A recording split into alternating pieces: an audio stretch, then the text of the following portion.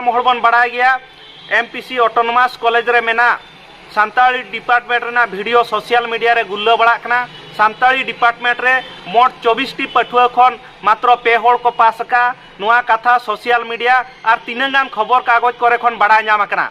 मेनखान सरी कथा दो नुआ कना कॉलेज रे सानताड़ी ते ऑल पढ़ाव लगित ते अडिगान पठुआ को मांग हजू कना। तीनगान डिपार्टमेंट रे लगतियाना लेखा पठुआ को बांग को हुयू कना। परीक्षा खाता नेल काते बड़ा नामेना सानताड़ी ऑनर्स रे अड़ी अड़ी नंबर पठुआ को दोहो का। मेनखान इलेक्टिव सब्जेक्ट रे अड़ी कम नंबर को दोहो का। इलेक्टिव सब्जेक्ट रे ठीक आंसर ऑल काते रहो जहां तीनंग नंबर नाम कथा उनंग नंबर बाको नाम का।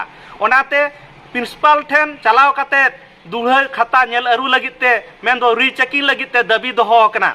मेनखान कॉलेज प्रिंसिपल मिद हड़े नेल का खाता ओना खाता दुढ़ा और मिद हड़ बाय नेल दाड़े मेनते मेन का मेन दो रीचेकिंग लगी